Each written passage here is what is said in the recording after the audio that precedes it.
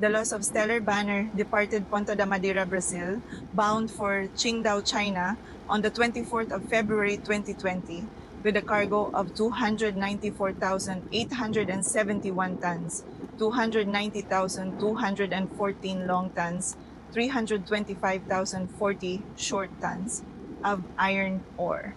Her captain decided to deviate from his planned route during Stellar Banner's outbound transit of Bahia de San Marcos and pass within 1 nautical mile of a 20-meter shoal in an area in which the nautical charts aboard Stellar Banner provided only limited hydrographic information that her hull struck bottom, and she suffered heavy bow damage, which caused many voids and water ballast tanks to begin to flood. Stellar Banner anchored and her crew assessed the damage and tried to control the flooding with fixed and portable pumps.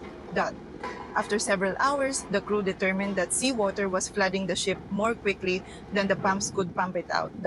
The captain then moved Stellar Banner to shallower water and intentionally ran her aground about 100 kilometers off São Luís, Brazil, on the morning of the 25th of February 2020 to prevent her from sinking. She took on a heavy list to starboard after grounding. Her crew of 20 was evacuated safely. In March 2020, a salvage effort began in which salvors first removed 3,500 tons of fuel oil and 140 tons of diesel fuel from the ship, a process which took about a month and was completed on the 12th of April 2020. Shortly afterward, the lightering of the ship's cargo of iron ore began. Sources differ on the amount of iron ore removed, one stating that by the 27th of May 2020, salvors had lightered about 145,000 tons of iron ore, and another that 140,000 tons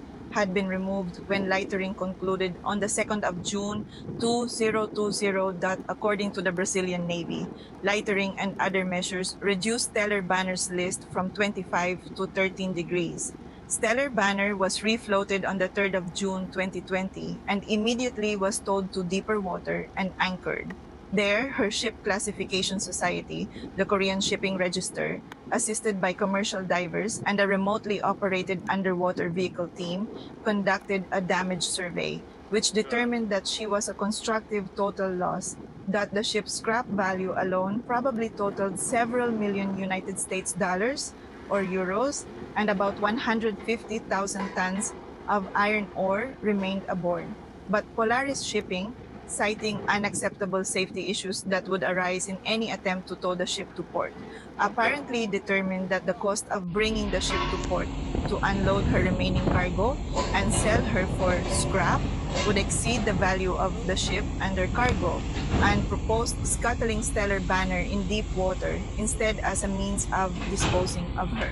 The Brazilian Navy concluded that the iron ore, navigation equipment, and basic machinery remaining aboard Stellar Banner posed no threat to marine life or the environment, and approved the scuttling plan that, after the removal of all floating objects, mooring lines, and oil and oily residue left aboard her, Stellar Banner was scuttled with about 145,000 to 150,000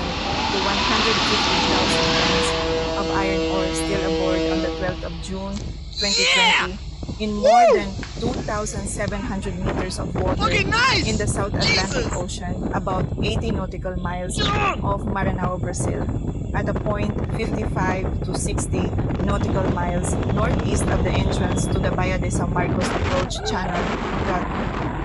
She took 20 minutes to sink.